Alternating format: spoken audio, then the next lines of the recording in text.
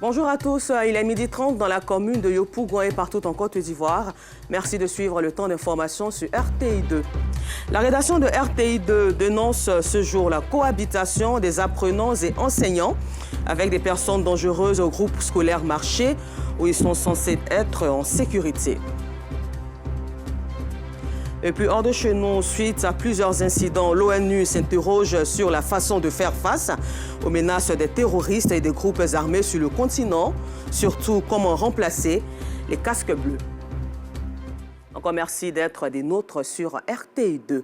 Avec un effectif d'un peu plus de 800 élèves et 12 enseignants, le groupe scolaire Marché de Port-Bouedeux dans la commune de Yopougon est à la merci de tous.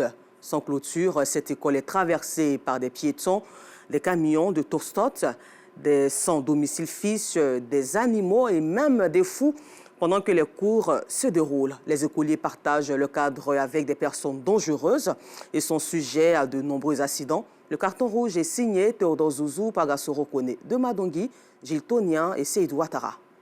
Ce bâtiment que vous voyez là se trouve dans la commune de Yopougon, non loin du carrefour Zone.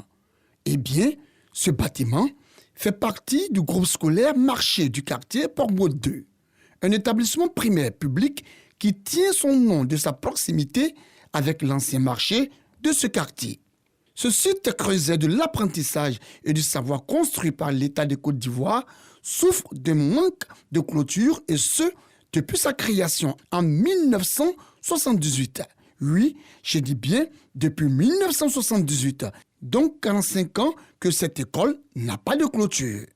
Sa cour devenue le raccourci de tout le monde. Chaque minute, des personnes étrangères à la cour y circulent, aux grandes dames du corps enseignant. Des va-et-vient incessants et gênants pour la quiétude et la tranquillité des apprenants. Un balai incessant qui se poursuit jusque tard dans la nuit. Pour Matou, vendeuse de feuilles fraîches, emprunter la voie de contournement en plein travaux est un exercice pénible. Pour faire le tour là, c'est pas facile, donc c'est pour ça qu'on passe. Ça gêne. Les enfants, souvent là, en courant comme ça, quand Bourra vient, ça peut le taper. Mais comme c'est un coup de chemin, c'est pour ça qu'on passe. Pendant ce temps, les écoliers, munis de leurs balais, s'attellent à donner un visage reluisant à leur chère école. Les brouettes, quant à elles, se disputent l'espace et sans gêne.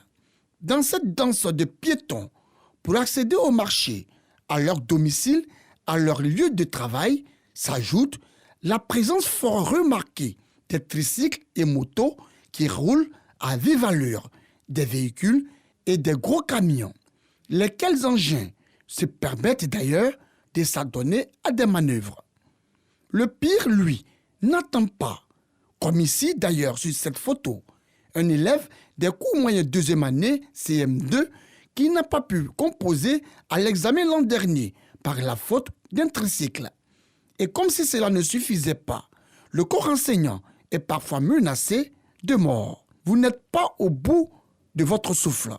Oui, vendredi dernier, nous étions là aux environs de 9h. Il y a un véhicule qui est rentré en plein dans l'école. L'école n'est pas clôturée. Et il était suivi d'un autre gros camion. Nous sommes allés vers lui pour lui dire que c'est une cour de l'école, on ne garde pas là.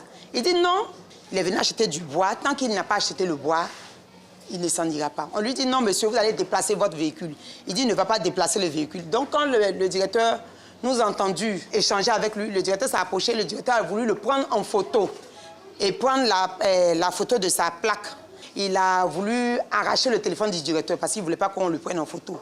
Et il a proféré beaucoup de menaces. Donc, comme on avait sa photo et puis la plaque de la voiture, donc, de peur d'être agressé, on allait porter plainte. Cette mendiante, elle ne se fait pas prier. Pour son activité, elle a décidé de s'installer non loin de la classe de CP1, cours préparatoire première année. Autre chose, c'est que les élèves du groupe scolaire Port-Bouedeux souffrent des odeurs des produits de peinture des véhicules à côté. Mais plus grave encore, des odeurs qui proviennent des matières contenues dans le bitume. On n'a pas de problème, même. La vapeur même, c'est fini. Souvent, le patron envoie du lait. Pour les enfants, même pour nous-mêmes, ça partage partout même. Même il y a les patrons même qui viennent prendre du lait. Nous sommes entourés soit des vendeurs de bitume, de pétrole et, comment dirais-je, des mécaniciens. Les bruits, et nous travaillons dedans. On chauffe le bitume et puis ça dégage une mauvaise odeur. On a plusieurs fois averti et ça continue. L'école n'a pas fini avec sa peine. Tenez-vous bien, les salles de classe sont transformées en dortoirs par des sans-abri. Les matins, quand nous venons, il y a des personnes que nous découvrons ici qui dorment ici. On les soigne, on les réveille pour que, n'est-ce pas, on puisse ouvrir la porte. La preuve, voici 2 nattes qui sont là. Voilà. Avec ce décor digne d'une casse de ferrailleurs et au baril d'une raffinerie, ajouté aux habitations de fortune, nous sommes à même de nous poser la question où se situent les limites de cette école au juste. Les vendeurs de bois, les camions de trafic de carburant, même le ciment aussi, ceux qui font le trafic de ciment derrière, ils sont dans l'enceinte de l'école. Puisque l'école me fait 1000 m², donc la clôture va jusqu'à sur les lignes de haute tension. Dans cette atmosphère, un autre groupe encore gênant entre dans la danse. Les animaux. Vous avez bien entendu. Les moutons luttent les salles de classe avec les écoliers. Les bœufs ne sont pas en reste. En colonie et dans un désordre, force le passage dans l'enceinte de l'établissement mettant la vie de tout le personnel en danger. Et comme dirait l'autre, on est où là? Dans un pâturage? Un parc à bétail? Oh que non! Nous sommes à Yopougon, la Belle, et cela se passe au groupe scolaire Marché. C'est au quartier Port-Beau 2. Ah, Yopougon, la coquette. Mais nous ne sommes pas au bout de nos peines. Les risques sont nombreux. La présence de 2 malades mentaux, que dis-je, de 2 fous qui affichent et assument leur présence sur le site. Mais attendez, sommes-nous dans un centre pour fous? Un centre psychiatrique? Non, non. Nous sommes bel et bien au groupe scolaire Marché de Port-Beau 2, dans la coquette commune de Yopougon. C'est un fou, hein. Il vient à chaque moment, il agresse les enfants, il déchire les cahiers, il fait de n'importe quoi ici, quoi. Donc on ne sait pas quand même ça peut dégamer plus que ça encore. Du côté de l'école 1 se trouve un lac sous les arbres, en face des bâtiments principaux. Les tout-petits ne boudent pas le plaisir. Ils s'adonnent à une piscine partie avant l'heure du début des cours. C'est l'eau polluée qui sort des WC des habitations environnantes. Et de sorte que quand il pleut, l'eau, ça ramasse tout l'eau et ça vient s'installer dans la cour de l'école. Ils sont en train de chasser les enfants. Pour eux, c'est un endroit où il faut s'amuser. C'est des mecs qui nagent dedans si on n'est pas vigilant. Dans les salles de classe, les enfants sont obligés d'abandonner leur place pour se rapprocher du tableau. Assis à même le sol, on prend cours. La raison, l'éclairage est insuffisant. Je me déplace pour venir ici parce que je ne vois pas. Quand je viens ici, je peux regarder les tableaux et puis copier. Les enfants se déplacent pour copier autant parce que la classe est sombre, il n'y a pas d'électricité. Et surtout, on peut dire que lorsqu'il pleut même là, ça devient un peu plus grave parce que la classe est hyper sombre. Dans cette autre classe, la dernière pluie d'il y a 3 jours continue de laisser des séquelles. En témoignent ces gouttes. Que dire du plafond? Il a vu réellement le fond. Il n'existe plus. Les tôles ont perdu de leur éclat. Et pourtant, la classe est bondée. C'est grâce à la toiture qui est abîmée, qui laisse passer les rayons du soleil, qu'on a la lumière dans la classe. Quand il pleut, l'eau coule. Donc la classe est inondée. On ne peut pas travailler, on est obligé d'attendre après la pluie et évacuer l'eau avant de travailler. Le décor est pareil ailleurs, identique.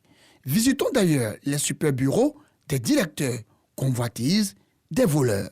Les petits voyous du quartier qui sont en train de s'introduire dans le bâtiment en fracturant le plafond.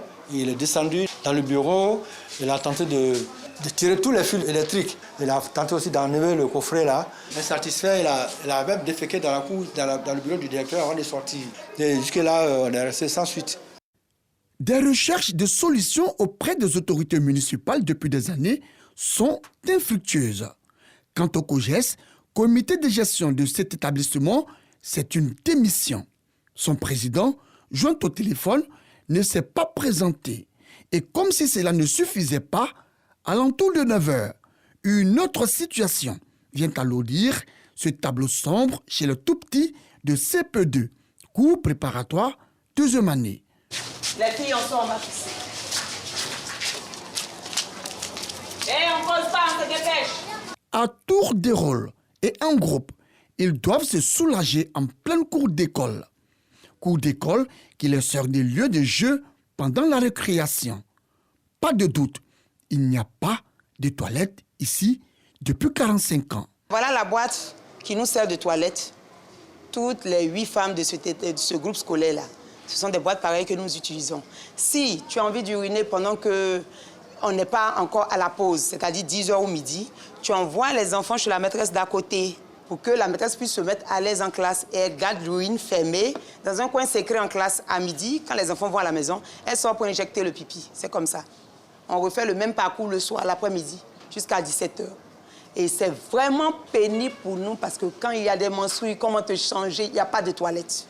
Et comme le malheur des uns fait le bonheur des autres, des toilettes publiques et un kiosque à café s'y sont installés. Je suis le gérant du kiosque. C'est mon grand frère qui a installé le kiosque et WC public. Parce que l'école n'a pas de WC public. Et oui, tu l'as dit Amadou, l'école n'a pas de toilette et c'est dommage. Voici donc le décor macabre et sombre que présente ce groupe scolaire qui a donné l'instruction et la formation à plusieurs cadres de ce pays. Vu les conditions difficiles et inacceptables que vivent les enseignants de ce groupe scolaire et leurs élèves, un carton rouge est attribué à la mairie de Yopougon, collectivité censée veiller et apporter la sécurité dans les écoles primaires et qui malheureusement reste dans un silence total face à la souffrance de ses élèves et de leurs encadreurs. Carton rouge également à toutes ces personnes qui perturbent la quiétude et la tranquillité de ces apprenants et leurs formateurs, de par leur bruit incessant et de par leur présence devant les salles de classe. Un énorme carton rouge au vice-président de COGES du groupe scolaire Yopougon-Portbou de Marché. COGES qui, malgré la subvention du ministère de l'Éducation nationale et de l'alphabétisation, donc de l'État de Côte d'Ivoire, refuse de faire face aux peines de ses élèves et de leurs enseignants. On le sait tous, une formation dans un cadre malsain ne peut conduire qu'à un mauvais résultat en fin d'année. Vivement qu'une solution soit trouvée pour le bonheur de tous ces acteurs du système éducatif du groupe scolaire Yopougon-Portbou de Marché, Carrefour Zone. SOS pour les apprenants et enseignants du groupe scolaire Marché au quartier Portbou 2 dans la commune de Yopougon. À présent, avec Nonsangare et Kader Bachil, parlons de mode, précisément de promotion de jeunes créateurs.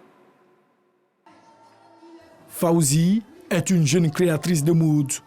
Son amour pour cette activité remonte à son enfance. C'est une passion depuis toute petite. C'est quelque chose que j'aime. J'ai toujours aimé la création, la mode. Donc j'ai dit un jour si je grandissais, j'allais me lancer dedans. Sa particularité, l'utilisation des paignes colorées pour les créations. J'utilise des paignes beaucoup colorées, des paignes du Nigeria. C'est ce que j'utilise pour faire mes collections. Je fais des vêtements hommes-femmes. Je fais plusieurs vêtements. Je fais des tuniques, je fais des robes, des culottes, en tout cas des ensembles. Aujourd'hui, elle fait partie des nouveau-nés de la mode qui rencontrent d'énormes difficultés dans la promotion de leur création. Vraiment, c'est un peu dommage parce que nous sommes des personnes, on peut dire un peu cachées. On essaie de faire comme on peut parce que c'est important de savoir ce qu'il y a en toi. Mais quand il n'y a pas des gens pour vous soutenir, pour vous montrer en fait au public pour qu'on puisse vous connaître, pour grandir dans ce que vous faites, c'est difficile. Fawzi n'est pas la seule à vivre cette difficulté. Amandine Zawi, jeune créatrice de mode, ne souhaite qu'avoir de la visibilité. Et vraiment, ce n'est pas facile pour nous en tant que jeunes entrepreneurs, une entreprise naissante surtout, ce n'est pas vraiment facile. On ne nous donne pas des opportunités, pour nous exprimer, vraiment, c'est un peu difficile pour nous. Harmonie Mode 2023 est une plateforme d'expression dédiée aux jeunes créateurs pour faire montre de leur savoir-faire.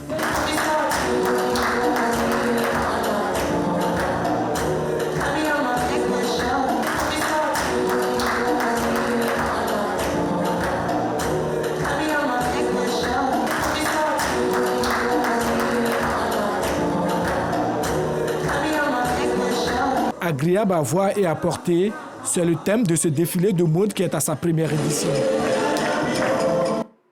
Et puis nous terminons ce temps d'information hors de chez nous où l'avenir des opérations de maintien de la paix en Afrique est de plus en plus mis en question alors que le Mali a demandé le départ des forces de la MINUSMA de façon abrupte en juin 2023 et que la RDC réclame fermement un début de retrait de la MONUSCO dès ce mois de décembre. L'ONU s'interroge donc sur la façon de faire face aux menaces terroristes et des groupes armés sur le continent africain et surtout comment remplacer les casques bleus. C'était une question au cœur de la 7e conférence des relations entre les Nations Unies et l'Union africaine. Les deux institutions ont aussi signé un accord de respect des droits de l'homme. Encore merci à vous de nous avoir suivis et bonne suite au programme sur RTI2.